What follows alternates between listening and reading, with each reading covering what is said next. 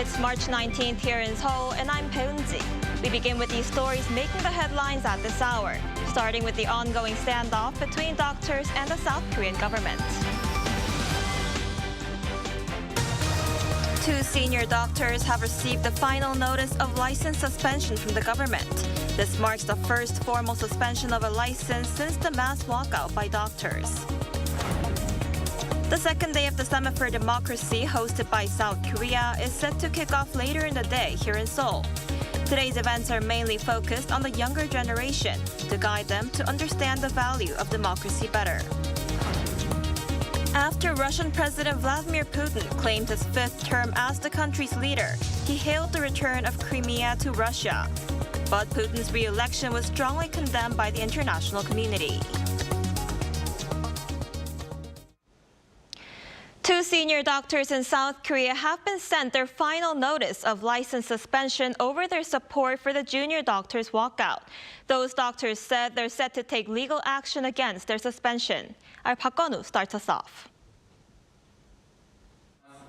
The Health Ministry sent on Monday the first notifications of license suspension to two senior doctors. Those doctors, Bang Myung-ha and Kim Tae-gu, who are both leaders of an emergency committee at the Korea Medical Association, were given final suspension notices of 3 months, running from April 15th to July 14th. The ministry said Park and Kim were given the suspensions as they have been supporting the walkout of junior doctors. Park says the walkout was a result of voluntary action by trainee doctors individually and that he will take legal action. Trainee doctors are also preparing to take legal action as they will also start receiving suspension notices from next Monday. Over 2,000 male medical school students who have been on a leave of absence as a protest against plans for expanding the medical school admission quota have, according to a recent survey, shown willingness to join the military as a regular enlisted soldier rather than as a medical officer or public health doctor. The survey was conducted by the Korea Association of Medical Colleges, with around 5,000 students responding. Around 400 of those students were reported to already have applied for enlistment, which is in contrast to only 200 medical school students enlisted as a serving soldier 2 years ago. And medical school professors from universities including Seoul National University and Yonsei University are set to submit their resignations next Monday. Park Gun-woo, Arirang News. The second day of the Summit for Democracy kicked off here in Seoul on Tuesday. Dozens of events are aimed at civil society and especially young people to guide them to understand the value of democracy better. Around 60 workshops hosted by experts and government officials from around the world are being held in Seoul's COEX. The events have varying themes, including global democracy coalitions, politics, youth empowerment, and digital technology, among others. The second day is widely targeted at the younger generation to get them more interested in democracy, as part of the summit's goal is to actively include their voices and ensure they develop the vision of democracy. The visiting U.S. State Secretary Antony Blinken was quick to condemn North Korea's latest round of missile launch and reaffirm America's commitment as he met South Korean President Yoon Suk-yeol and Foreign Minister Cho Tae-yul in Seoul. Our Kim Jung-sil has more. A scheduled luncheon meeting between the top diplomats of Seoul and Washington came amid yet another provocative act by Pyongyang on Monday morning. Foreign Minister Cho and his U.S. counterpart, Secretary Blinken, condemned North Korea's launches of what appeared to be multiple short-range ballistic missiles ahead of the third Summit for Democracy taking place in Seoul. Seoul's foreign ministry released a statement saying that the top diplomats agreed that Pyongyang's continued threats would only enhance cooperation between South Korea, the U.S., and Japan, as well as the international community against the North.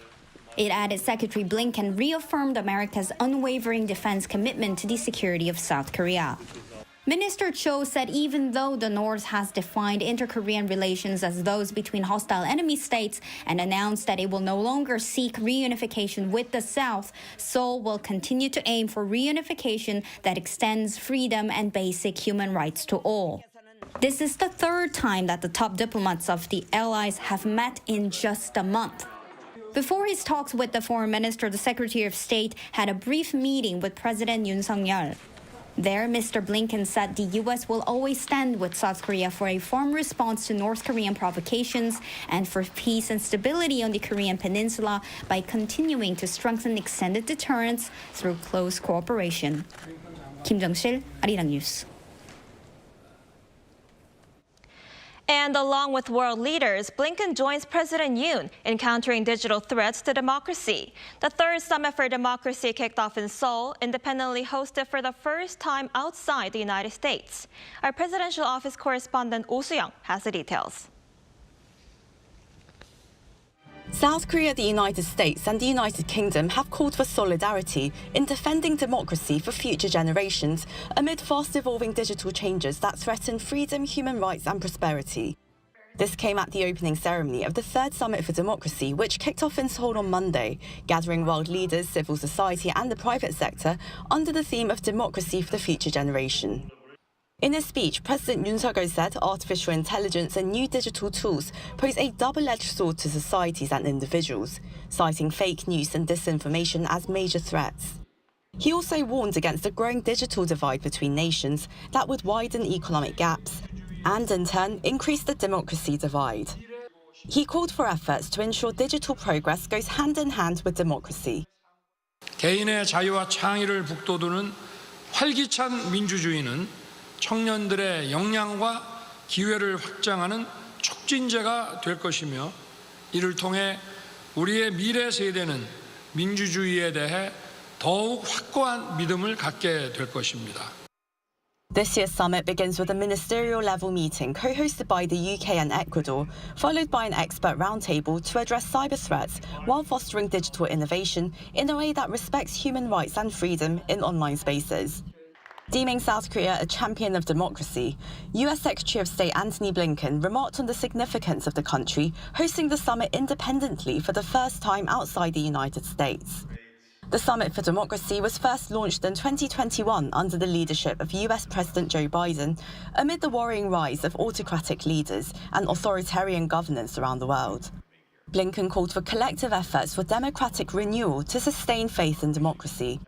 In many places, basic freedoms have eroded. Electoral rights have come under assault. Corruption has eaten away at hope.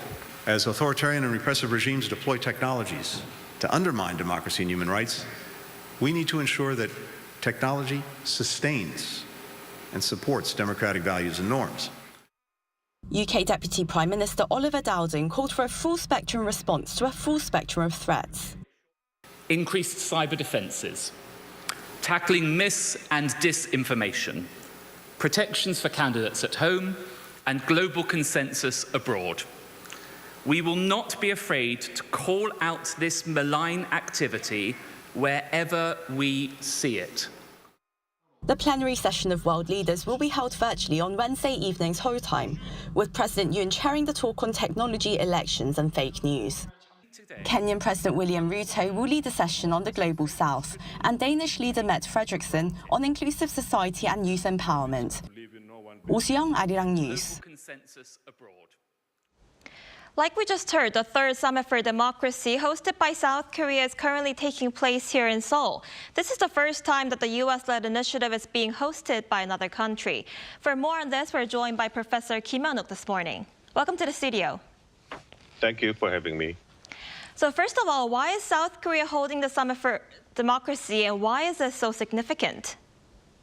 Well, I think, South Korea has been always a country that is hesitant to contribute to international community. For a long time, South Korean diplomacy was only focused on the Korean Peninsula.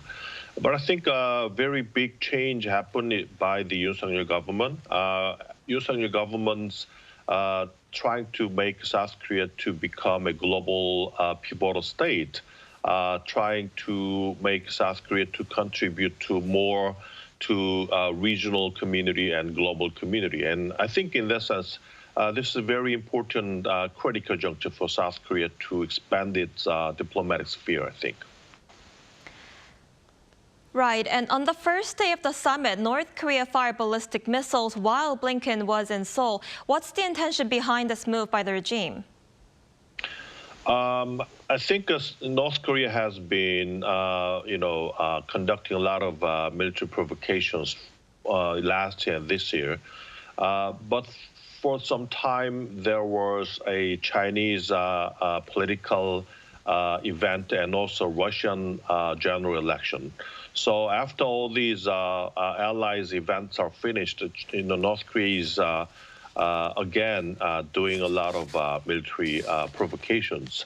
The reason I think is that maybe Secretary Antony Blinken is visiting Seoul. So I think by shooting missiles, North Korea is trying to show to the United States that, hey, North Korea is here. The Korean Peninsula, North Korea is here. It's not only the democracy that is important, but North Korea is important. So, President Biden or any other president possible, maybe if Trump is reelected, should pay attention to North Korea. This is kind of a signal to the United States, I think. And top diplomats of South Korea in the U.S., Cho Tae-yul and Antony Blinken, held a meeting over lunch yesterday. They've already met 3 times over the past month, and Blinken has now visited Seoul twice in the past 6 months. So what's your take on this?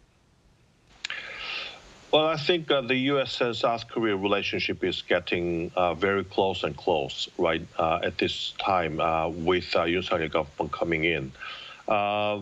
This time, it's a very important signal that, 2 countries are all democratic states. Their value-based alliance is very important. And also, as you mentioned, North Korea is launching and shooting ballistic missiles. So maybe 2 countries and 2 secretaries meet together to talk about what to do about North Korea. Maybe U.S.-South Korea alliance and U.S.-South Korea, Japan trilateral cooperation is something that needed to do something about North Korea. And also, I think they agreed that North Korea policy is still a denuclearization. I mean, there are a lot of voices that North Korea is already a nuclear weapon possessing state, so we have to change our policy towards North Korea. But they reaffirm that their policy towards North Korea is still a denuclearization, complete denuclearization. All right, Professor Kim, thank you so much for your insight this morning. Thank you very much.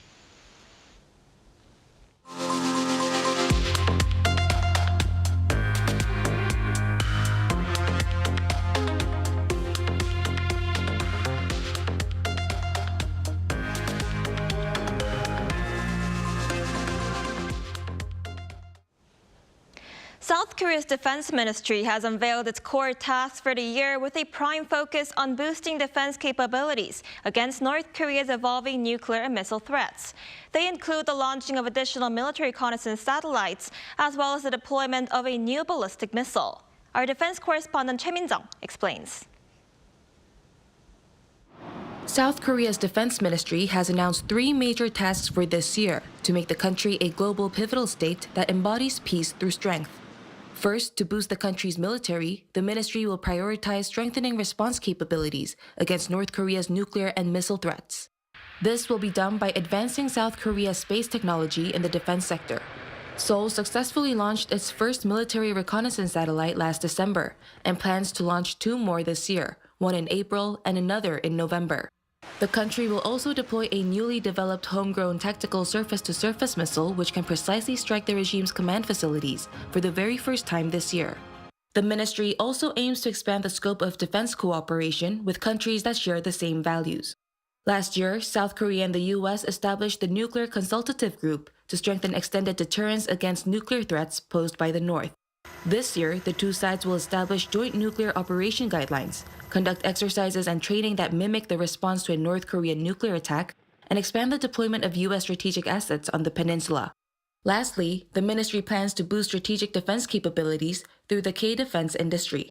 It explained that if South Korea's defense exports and production cooperation increase, a supply of Korean-made weapons and ammunition would be available from overseas. These could be utilized in times of emergency and would also generate economic growth. South Korea also said it will make efforts for the signing of the reciprocal defense procurement agreement between Seoul and Washington to help ease trade barriers for bilateral arms exports. Defense Minister Shin Won-sik said that the ministry will do its best to ensure that national defense also helps the nation's economy. Choi Min-jung, Arirang News. North Korean leader Kim Jong-un on Monday oversaw firing drills involving super-large multiple rocket launchers. According to the North Korean Central News Agency on Tuesday, the regime's leader guided artillery firing drills in the country's western region, involving a 600mm multiple launch rocket system. Kim was quoted on the report as saying that its military should more thoroughly fulfill their missions to block and suppress the possibility of war through its preparedness to destroy the capital of the enemy, apparently referring to Seoul. The report said that the North also conducted a test simulating a mid-air detonation of a super-large multiple rocket launcher at a preset altitude. The South Korean military on Monday detected multiple short-range ballistic missiles fired by the North from the Pyongyang area. Russian President Vladimir Putin on Monday held his first speech since his landslide presidential election victory. Marking the 10th anniversary of the annexation of Crimea, he called the occupied territory of Ukraine returned territory and vowed to move forward together. However, the elections received criticism from the international community, with some calling the result illegal. Our Lee Seung-jae has more.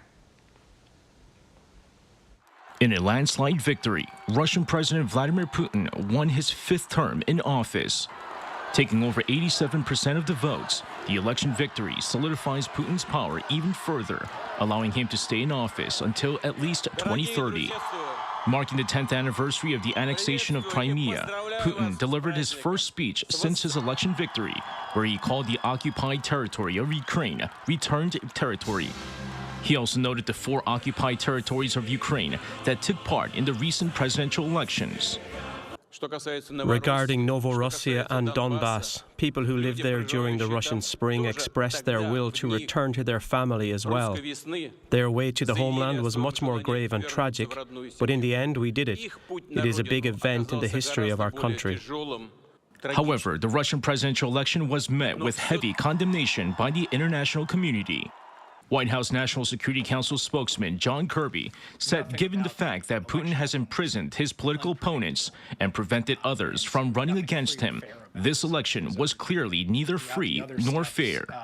Josep Borrell, the European Union's High Representative for Foreign Affairs and Security, criticized the result, describing the election as being based on repression and intimidation. The German Foreign Ministry pointed out through its social media X that Russia's fake election was neither free nor fair. Most vocal was Ukrainian President Vladimir Zelensky, who slammed Russia for pretending to hold an election. There were also claims that the election was illegal, citing issues such as the fact that transparent ballot boxes were used and that voting was conducted in 4 occupied territories in Ukraine. China, India, and North Korea offered congratulations. Meanwhile, European Union foreign ministers on Monday agreed to impose sanctions on people and organizations responsible for the death of Russian opposition leader Alexei Navalny. Foreign Policy Chief Josep Borrell said that about 30 individuals and entities will be sanctioned. Lee Seung-jae, Arirang News.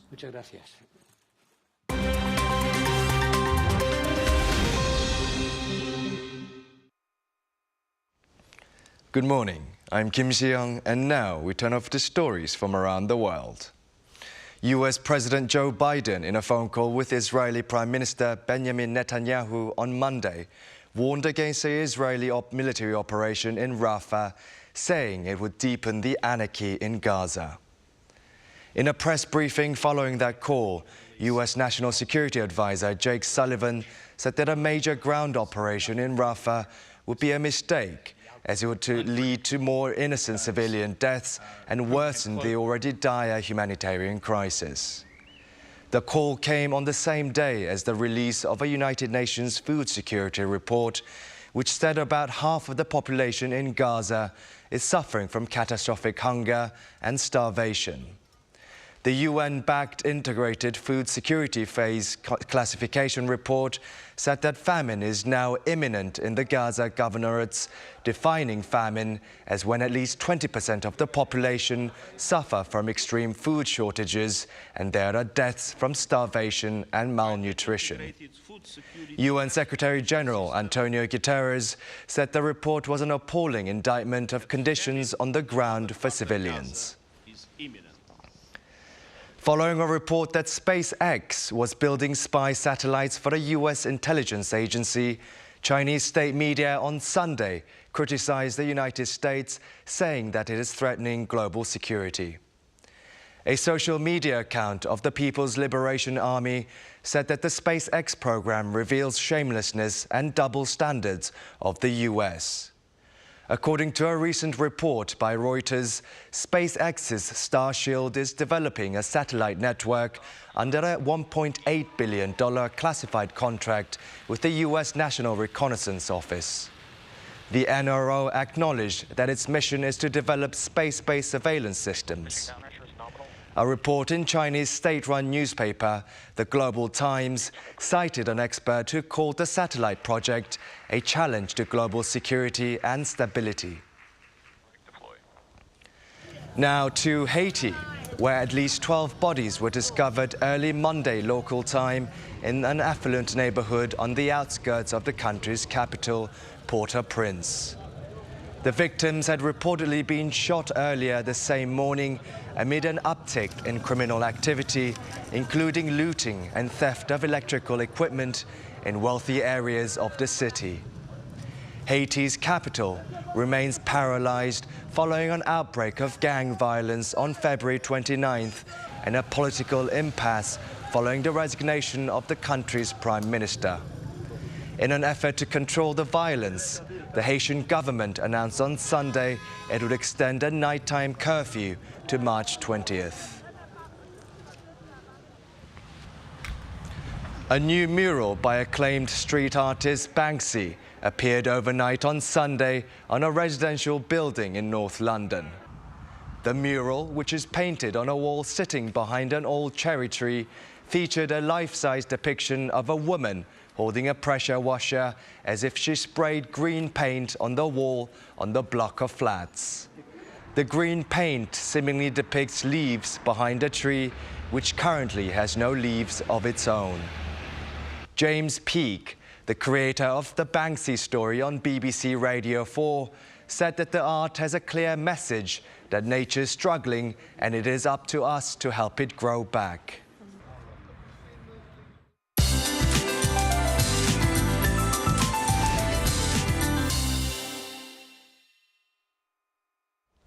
Good morning. It looks to be a windy, wet, and chilly early spring day. Right now, Chungcheongdo and Jeollabuk-do provinces are seeing some heavy rain, and these rain clouds will gradually expand to the rest of the country. And winter is still in full swing in mountainous regions in Gangwon-do, with up to 20 centimeters of snow in the forecast until tomorrow, or 30 millimeters of rain for the east of Gangwon-do. Meanwhile, nearby areas will also see 1 to 8 centimeters of snowfall. So a preliminary snow advisory has been issued in the region. Jeju and most of the coastal regions could be under a strong wind advisory today. Meanwhile, the capital area will see sprinkles during the first half of the day, and there might even be sunshine by mid-afternoon with an expected high of 11 degrees Celsius. Gwangju will be at 14 degrees with more sunshine than clouds. So afternoon temperatures will be 1 to 5 degrees lower than yesterday in most places. It will stay chillier than norms through Friday morning, with another band of rain in the forecast on Friday afternoon. That's Korea for you, and here's a look at the international weather conditions.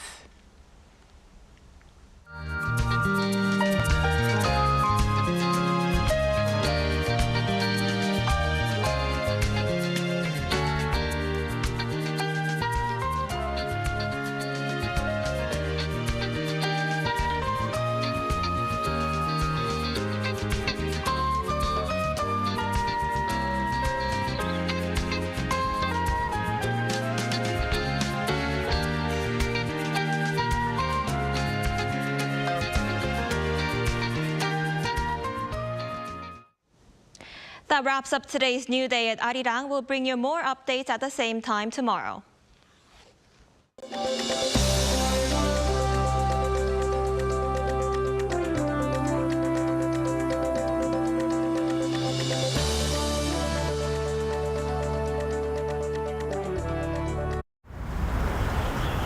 Welcome.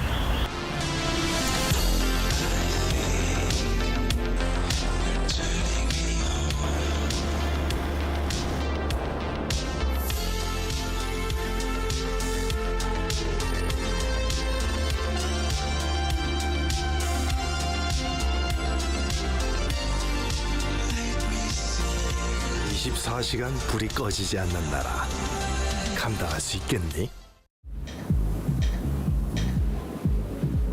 Welcome.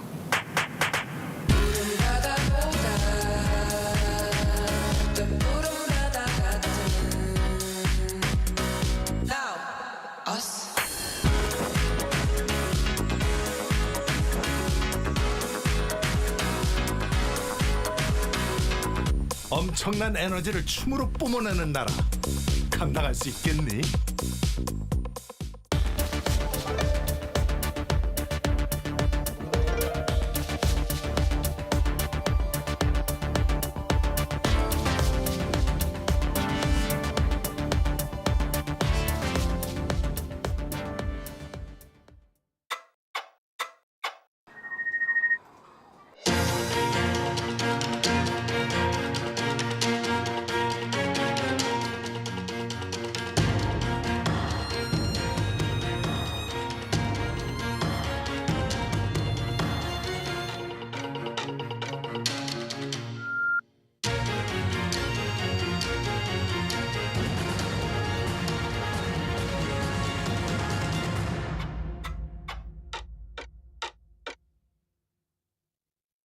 우리 남편이 갑자기 작고를 하셨는데 너무 가슴이 아파서 살 수가 없더라고요. 이 피부가 상처가 나면 피 딱지가 지잖아요. 그건 보호하는 거잖아. 외부에서 이제 그만두라고. 그것처럼 옷나무에 옷은 기스가 나면 나무가 자기를 보호하려고 나무에서 내는 액이에요. 저는 대한민국 오칠 작가 나성숙입니다.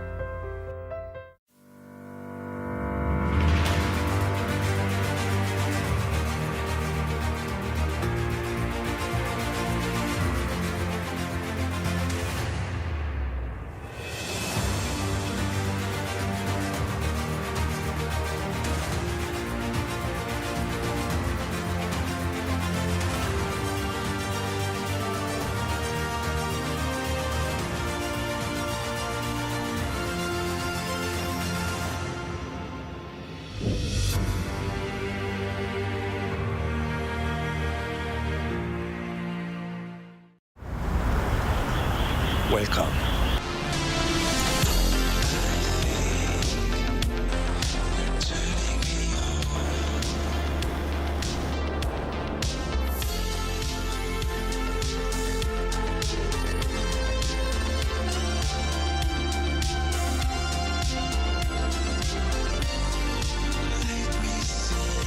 (24시간) 불이 꺼지지 않는 나라 감당할 수 있겠니? 하나, 둘, 셋. Hey, Mr. Cupid, make sure you listen to what I say. I may be stupid or quite naive.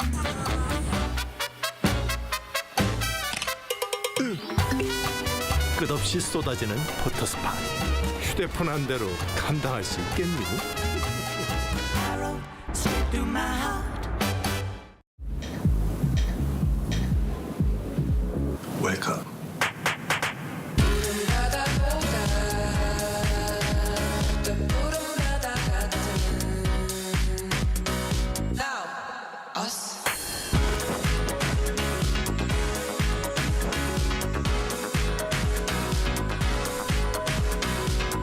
엄청난 에너지를 춤으로 뿜어내는 나라 감당할 수 있겠니? 한국에 오면 먹어야죠.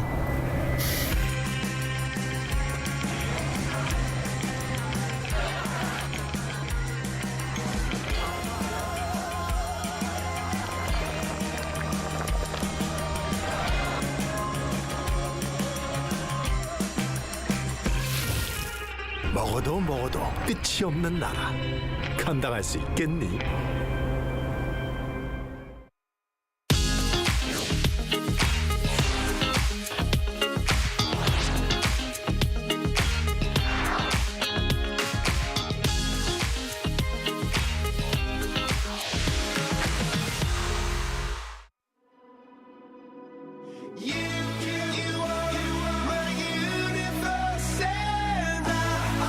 We're here to make a new type of news.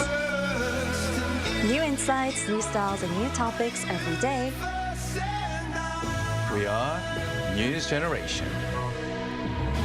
Making news just for you.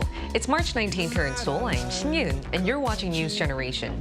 Joining me in the studio is Chiji. Good morning. Happy Tuesday, and Park Ki-hoon. Thanks for having me. Good morning. Now, both are here to speak on behalf of people in their 20s and 30s. As usual, let's start with our news feed, which covers different hashtags and news items that have been trending on social media over the past 24 hours. K-pop girl group New Jeans won recognition for its music video, ETA, at Asia's prestigious Creative Communication Award ceremony, SpaceX Asia. The group's 2023 single received a lot of buzz after it was reported that the whole production was shot on an iPhone 14 Pro. The group won a bronze award for the video. This year's SpaceX Asia had a total of 24 countries and regions participate, with over 3,200 pieces of content in the competition.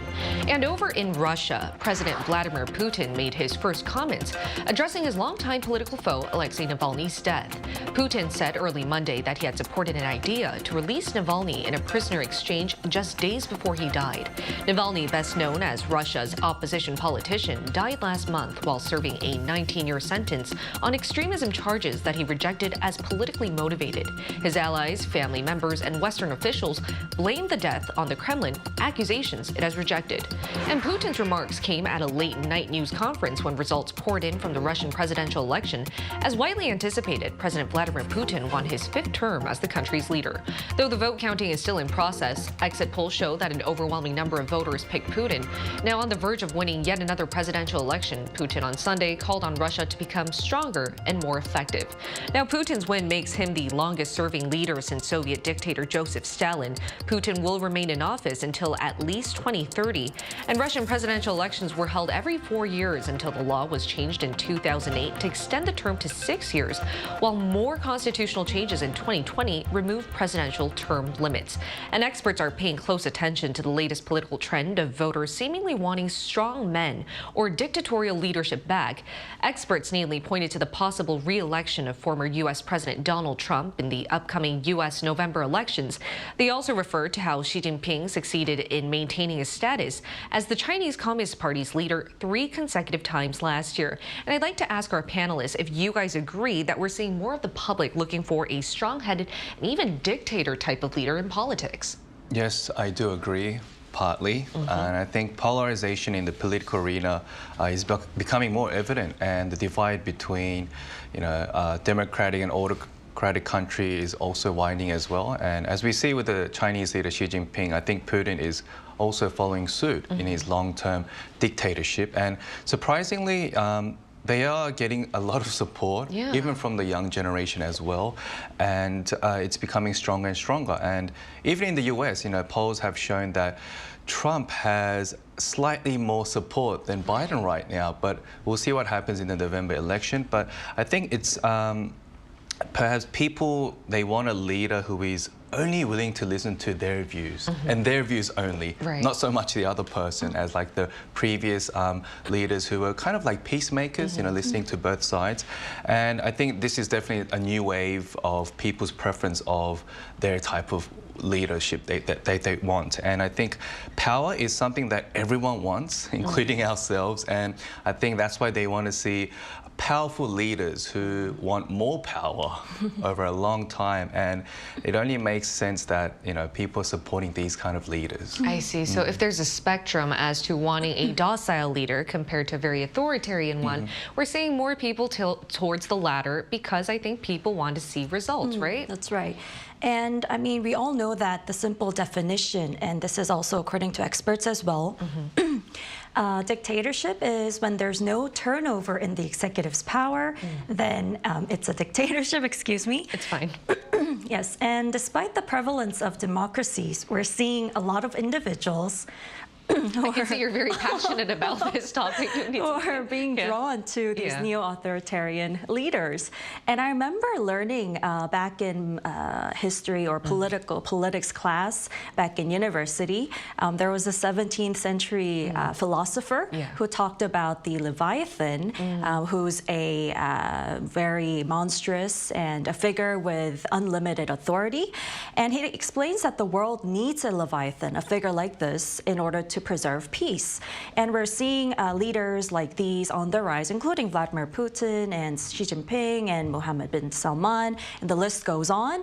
And I think the uncertainty and the deep fear that people have about the future, socially, economically, and environmentally, is what is wanting them, is what the public, is why the public is wanting to see more figures like these. They want strong figures who can really guide them and who they can depend on during these times. That's a very fascinating analysis. I think we could be perceiving this as like a catharsis. Because we're living in such economically uncertain times and we don't know where we're going, we would rather want an authoritative leader lead the way. Now let's switch gears to our main discussion topic now. You may have heard the word SINK or DINK, and they're acronyms referring to single income, no kids, or double income, no kids.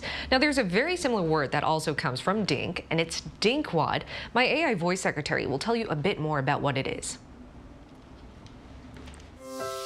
Dinkwad, double income, no kids, with a dog. It's the latest lifestyle trend led by many millennials and Gen Z. You don't want to be tied down to a child, but would rather a cuddly companion. In Korea, we have a similar term. It's called Dinkpit tribe.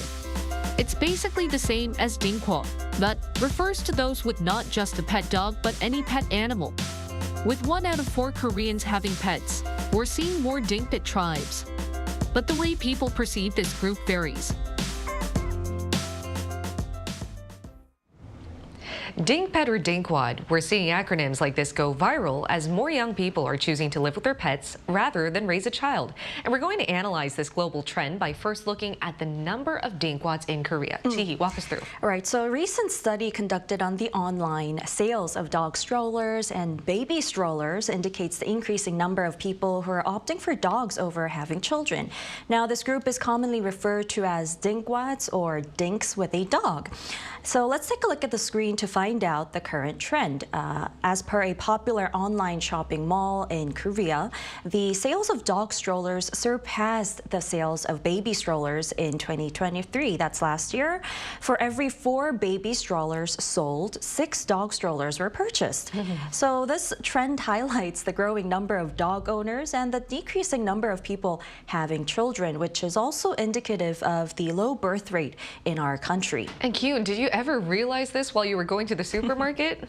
Yes, I kind of did, you know. I think this social behavior directly illustrates how young Koreans have changed over a few decades. And as we all know, as of 2022, South Korea ranks the lowest in the fertility rate at 0.78. On the contrary, just like what Ji mentioned, the number of pet owners have continuously increased from year 2021, according to a report by the Ministry of Agriculture, Food and Rural Affairs. So now, 4 in 1 households are pet owners of either dogs, taking up 19%, or cats, taking up 7.1%. So obviously, as a result, we are seeing the pet industry expand bigger and bigger, while we're seeing the baby product industry, becoming smaller and smaller. Hence, there have been cases in supermarkets where diaper corners have been replaced by pet food corners. And so we can see that there's a clear trend here in Korea of seeing more parents of animals rather than children. Just to share a small anecdote, I remember I have a dog stroller as well because I have 2 puppies. And I was going around the park with the dog stroller, and this grandmother came up to me and she looked inside and she was like, "These are such beautiful babies," and she got shocked because she thought they would be 2 infants, but it happened to be dogs. And then she gave me a lecture on how I should be having children rather than pets, and this was 5 years ago. Oh, wow. But nowadays, once I take out my dog stroller and go on a walk with my dogs, a lot of people already know that it's a dog stroller. So I do think that we are seeing such a trend, but why exactly, and how are people perceiving them nowadays? How are people perceiving people people like me, single income with 2 dogs, but how are people perceiving that? Well, the millennials and Gen Zs are opting not to have children and instead owning pets due to various reasons, really, such as the financial burden of raising a child and the rising cost of living, as well as simply the changing lifestyle choices of individuals. However, despite this, humans naturally have the desire or tendency to really form their own family and provide care and feel protected and secure in their own family. And so it's not only couples without kids that are adopting pets, but also MZers who choose not to get married and live alone are also increasingly turning to pets for companionship. Exactly. And we call them 혼택족 in Korean, who are adopting pets as a way to combat the loneliness of living alone and also, once again, providing companionship. And in any case, regarding perception, individuals who choose to live their lives in a certain way, they really need to be respected for moving away from this traditional form of a family structure. They should be respected, understood of their personal choices. And MZers, they don't want to be stigmatized or judged for not having children and just having pets. And they want society to really recognize and embrace them for their choices. Definitely. Kyun, your thoughts? Right, and as much as we want to be respected, there is a big difference in perspective between the older generation and the younger generation when it comes to taking care of our pets. Of course, the main reason would be the low birth rate. So the older generation finds it very hard to understand the young generation not having kids to start off with, and like raising pets like their own children and like going a little overboard at times. So with the increase in pet owners, obviously we have seen more people upload their companions on social media. And of course, when you upload things on social media, you want to look beautiful, handsome, or good looking, whatever it is.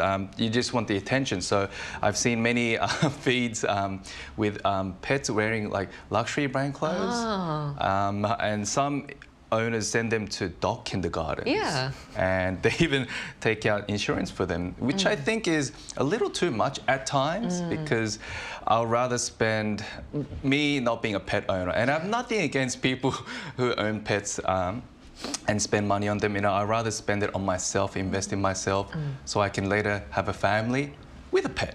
No, that's understandable. That's my take on this. Exactly, especially since you're not a pet owner yourself, but I know you are. So what do you think about this growing dinkwad lifestyle? Well, I really believe that having no children or having pets is a personal choice. And as a dog owner myself, I'm willing to spend up to 20% of my salary on my furry friend. And my dog is quite old, so I want to do everything for her really before she, is not next to me anymore. And to me, my dog is really a part of my family, and I never consider the money spent on her as a waste. And I've observed that many people of my generation also share the same sentiment and are willing to spare no expense when it comes to their dogs, whether it's buying luxury brand clothes like Hee-hoon mentioned, necessary supplies, high quality food and health supplements, or even paying for the hospital fees as well. They do not hesitate to invest in their pets' well-being. In fact, I've bought a proper grooming kit for my dog, a dog bathtub, and I've also subscribed to health supplements for my dog because she coughs a lot. And like you said, Yoon, I also own a dog stroller myself as well. And raising a puppy may not require as much expense as raising a child, as they don't really need formal education as well. However, they do require some training and may even attend dog kindergartens like Kyun mentioned, which still do require some cost, but these days they're not willing to save money. I mean, they're willing to spend a lot on their dogs and pets. And the videos that you're seeing right now are actually some clips of Chitty and also some dogs from our News Gen panelists. And Kyun, though you may not be a pet owner, how do you perceive this type of, I guess, affection that we have for our pets? And he says she's willing to spend 20%. What do you think about that? Just looking at those clips and pictures, next time, if I were to be born again, I'd rather be born a dog than a human. Anyway, because I'm not a pet owner, I find it a little difficult to see some people, how they communicate with their pets and treat them like real children. Like, they seem to understand everything their pets are doing. But when I'm looking at them, I'm like, I don't understand what they're doing. But they're like, you don't understand, they're saying this and that. Yeah. And they have this emotional attachment to their pets. I would like to have this kind of experience, but because I don't have this kind of experience, I cannot really fully converse with the people who are fully into their pets and treat them like real children. But, like I said, the money that I don't invest in pets, I would invest in myself so I can build a better future, perhaps get married, have a family of my own, and plus have pets as well, because I've seen many of my friends, they have a kid and they have a cat as well. And like growing up as a kid with pets around, I mean, it's really good for their emotions as well, growing up as well. And I think I saw the real benefits of actually having a baby and a pet in one household. So yeah, in that sense, maybe in the future, I'll probably have a pet as well. And I think everyone is entitled to their own opinion, because if you don't have a pet, I completely understand why people might think it's a little excessive that we're spending a lot of money and raising pets as our child. And this is a discussion topic that has so many surrounding arguments, which is exactly why we asked our viewers the same question as to what they think about this growing dinkwad trend. Take a look at the screen to find out what 3 of them had to share with us. Let's start with Leon. Leon said dinkwad individuals or couples often enjoy financial freedom due to having 2 incomes without the expenses of raising children. So they choose to have a pet instead, as it can provide companionship, joy, and the sense of fulfillment without the full-time commitment of parenting. Benny said, dinkwad for me, it depends on how you and your partner work it out if you don't have kids yet. However, the cost would be quite difficult to buy food and vitamins as well. GeoEK said, pets offer companionship to people, so I would think people are willing to spend money on their pets regardless of the cost. And we're now going to turn to an actual dink pet millennial to add more weight to our discussion. Stay tuned for our live interview.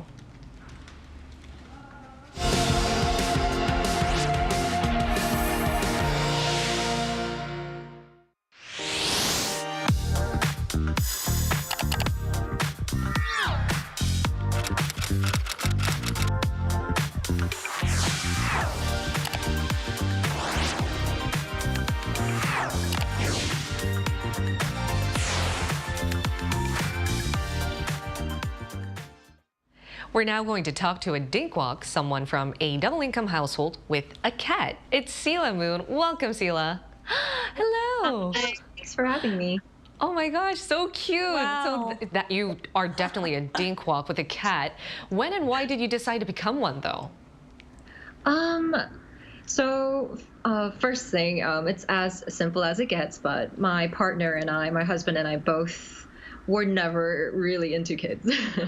So that was the very first reason.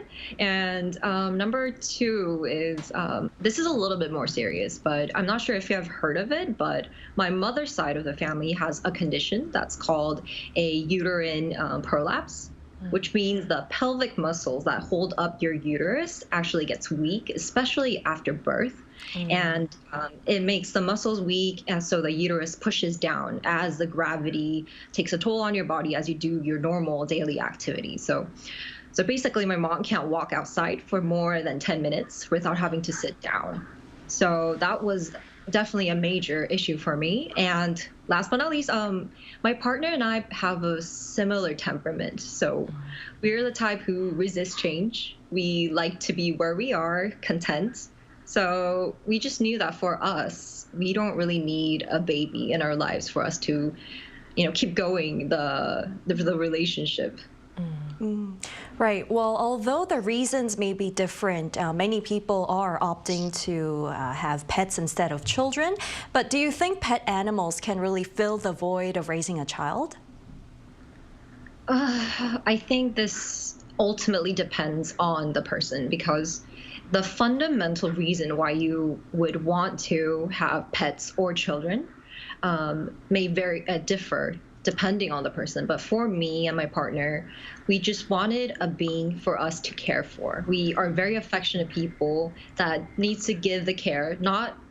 It doesn't need to be a human being. But I know that for certain people, they think about pets as a replacement to potential children that they could have had, because they want that company. But essentially, that's very different than something that could be filled by a children, because you don't leave behind a legacy. You don't leave behind your genes like many people would with children. So you have to think about what you essentially want.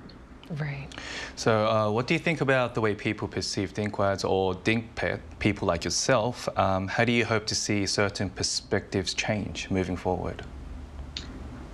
Well, I receive a lot of comments saying that you will regret it later. And if I say I'm 100% sure that I'm fine the way I am, it's because you haven't held your own baby. Like, it's because you don't know what it is like. But I wish they would be able to respect my opinions, because it comes from a deep thought. And even if I come to regret it later on in my life, that is my full responsibility. So I wish there is more of a Korean culture that developed to respect the younger generation's opinion on having children. Exactly. And Sela, thank you so much. I do think you mentioned a great point. Everyone might have different reasons as to why they've decided to go dink pet rather than raise their own children. And I think it takes a lot of courage for you to be opening up your story today with us. Thank you so much. Thank you. Thank you. All right, and ending off, I would like to see where the dink pet trends go. As we asked Sela just now, how would you guys like to people view this growing trending lifestyle among millennials and Gen Z? Well, of course, I really want people to respect this sort of new demographic change a lot more. And at the same time, I want society to do deeper research into this, because unlike Sela, who has concrete reasons why she's being a dinkwok, many people are inevitably choosing to become a dinkwad or a dinkwok. And I myself, I don't want to become a dink or a dinkwok. Instead, I'd like my children and pets as well. So in order to create a society like that, we really need to look into these changes a lot more and make sure that people aren't just opting this option because of their circumstances. That's a great point. Rather than just stigmatizing the type of decisions people make or just classifying them, I do think deeper analysis is needed. What about you, Gyun? Everything comes with responsibility, and I know most pet owners, they create the most adequate environment for their pets, but at the same time, we are seeing an increasing number of abandoned dogs and mistreatment of animals. So I think there needs to be stronger animal laws that better protect not only just the animals, but put legal responsibilities on owners as well to create a healthy these kind of dinkwad, environment. And at the end of the day, animals are just living creatures just like us, and I think we should treat them the same way we want to be treated by them as well. Exactly, because at the end of the day, they're a being too. They are. All right, now in the meantime, we'll be here every day from 9:30 to 10 a.m. Korea time, bringing you more topics young people are talking about. Special thanks to Chiji-hee. Thank you. And Park Ki-hoon. Thank you. All right, and thank you everyone for watching. We'll see you tomorrow. We are News Generation.